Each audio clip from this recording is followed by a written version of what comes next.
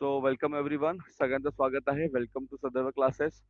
हिंदी लोक Bharti chapter number 3 वहाँ रे हमदर्द अपन घेणार आहोत. हम ले लेंगे आज. देखो ये लेखक है, जो लिखा है घनश्याम घनश्याम अग्रवाल जी ने लिखा है. इनका जन्म हुआ था 1942 अकोला महाराष्ट्र में. चलो देखेंगे क्या बताया उन्होंने. उस दिन जब मैं पूंजीवादी और समाजवादी अर्थव्यवस्था पर भाषण सुनकर आ रहा था तो सामने से एक कार आ रही थी. भाषण के प्रभाव से मेरी साइकिल को अधिक जोश आ गया था और या कार का गुस्सा अधिक आया पता नहीं था. लेकिन किंतु मेरी साइकिल और वह कार जब करीब आए तो विरोधियों ने किस तरह एक दूसरे को घृणों की नजरों से देखते हुए आपस में भिड़े. मैंने खामखा पूंजीवाद और समाजवाद के झगड़े में टांग अड़ाई. फलस्वरूप मेरी टांग टूट गई. लेखक की क्या हो गई? टांग टूट गई.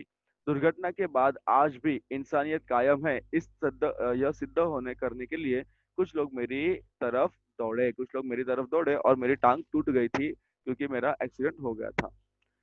आँख खुली तो मैंने अपने आप को एक बिस्तर पर पाया. इर्द गिर्द कुछ परिचित अपरिचित चेहरे खड़े थे. आँख खुलते ही उनके चेहरों पर उत्सुकता की लहर दौड़ आई. मैंने कराहते हुए पूछा, मैं कहाँ हूँ? आप सार्वजनिक अस्पताल के प्राइवेट वार्ड में हैं. आपका एक्सीडेंट हो गया था. क्या हुआ था? आपका एक्सीडेंट हो गया था और आप कहाँ पे है? सार्वजनिक अस्पताल है, उसके एक प्राइवेट वार्ड तो वहाँ पे है. सिर्फ पैर का फ्रैक्चर हुआ है. अब घबराने की कोई जरूरत नहीं है, बात नहीं है. एक चेहरा इतनी तेजी से जवाब देता है, लगता है मेरे होश आने के लिए वो इसके लिए रुका था.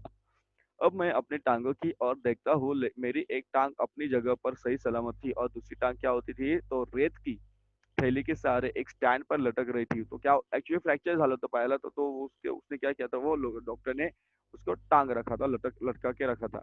मेरे दिमाग में एक नए मुहावरे का जन्म हुआ, टांग का टूटना. यानी यानी सार्वजनिक अस्पताल में कुछ दिन रहना. सार्वजनिक अस्पताल का ख्याल आते ही मैं कांप उठा. अस्पताल वैसे ही एक खतरनाक शब्द होता है, फिर यदि उसके साथ सार्वजनिक शब्द चिपका तो समझो आत्मा से परमात्मा के मिलने का समय आ गया है.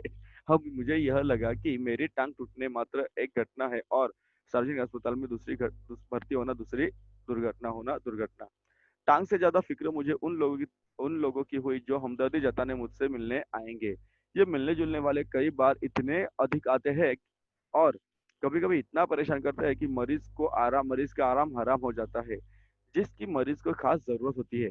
जनरल वार्ड का तो एक नियम होता है कि आप मरीज को एक निश्चित समय आकर ही तकलीफ दे सकते हैं, किंतु प्राइवेट वार्ड का यह नियम नहीं रहता है. यहाँ पे आप कभी भी आ जा सकते हैं. मेरे रिश्तेदारों को देखो, आओ, अब जब जी चाहे आओ, चाहे जितनी देर तक रुको, समय का कोई बंधन नहीं है. अपने सारे बदले लेने की यही वक्त है. बदले का बदला और हमदर्दी की हमदर्दी. मिलने के वालों का ख्याल आते ही मुझे लगा मेरी दूसरी टांग भी अभी टूट जाएगी. मुझसे मिलने के लिए सबसे पहले वो लोग आए जिसकी जिनकी टांग या कुछ और टूटने पर मैं कभी उनसे मिलने गया था. मानो वे उसी दिन का इंतजार कर रहे थे कि कब मेरी टांग टूटे और कब मैं अपने एहसान चुकाए वो अपना एहसान चुकाए. इनकी हमदर्दी में एक यह बात छिपी रहती कि देख बेटा, वक्त सभी पर आता है. दर्द के मारे एक तो मरीज को वैसे ही नींद नहीं आती, यदि थोड़ी बहुत आती है तो मिलने वाले जगह देते हैं, खासकर वे लोग जो सिर्फ औपचारिकता निभाने आते हैं.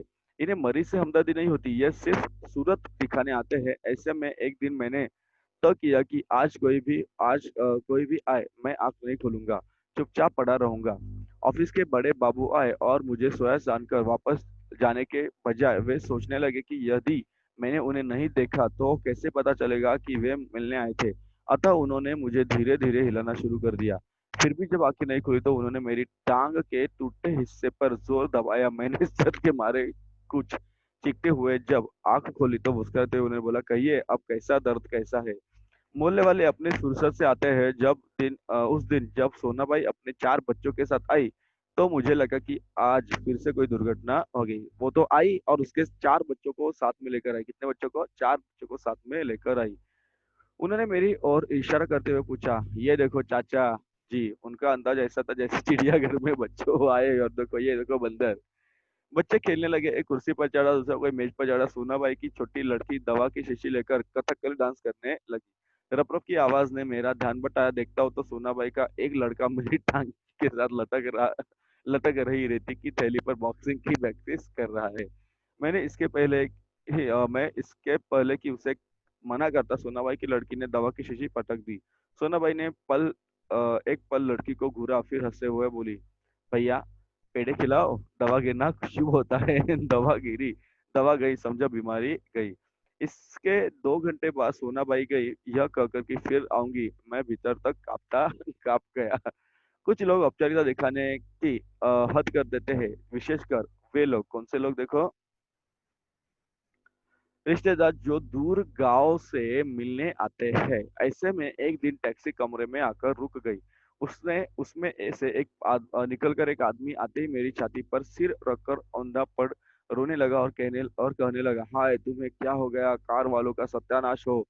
मैंने दिल में ही कहा कि मुझे जो हुआ हो सो हुआ, पर तू क्यों रोता है, तुझे क्या हुआ? वो थोड़ी देर मेरी छाती में मुंह गड़ाए रोता रहा।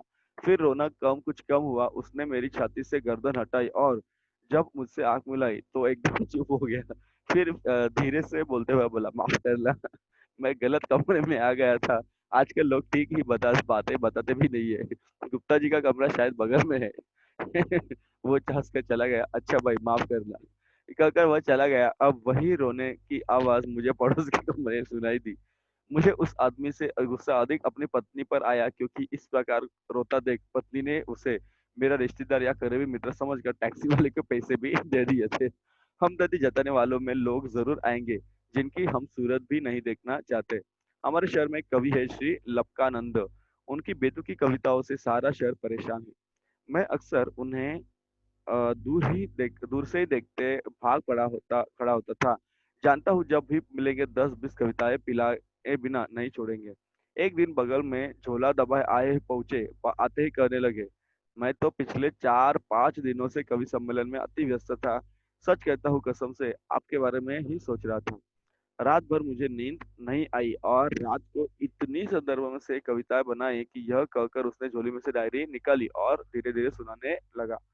कसम है, सॉरी, असम, देखो क्या बोला वो, असम, एक मिनट, असम की राजधानी है शिलोंग, मेरे दोस्त की टूटी है टांग, मोटर वाले तेरी ही साइड थी रॉन्ग। कविता सुनाकर वे मुझे ऐसे देख रहे थे मानो उनकी एक आंख कुछ कह रही हो, कहो कविता कैसी है, और दूसरी आंख कह रही थी, बोल अब कैसे भागेगा मुझसे। मैंने जल्द ही से चाय पिलाई और फिर कविताएं सुनाने पर वादा कर बड़ी मुश्किल से विदा लिया। अब मैं रोज ईश्वर से प्रार्थना करता हूँ कि हे ईश्वर, अगर मुझे मेरी दूसरी टांग भी तोड़नी पड़ी तो जरूर तोड़, कृपा, मगर कृपा कर उसे उस जगह तोड़ना जहाँ मेरा कोई भी परिचित न हो, क्योंकि बड़े बेदर्द होते ये हमदर्दी जताने वाले, बड़े बेदर्दी होते हैं ये हमदर्दी जताने वाले।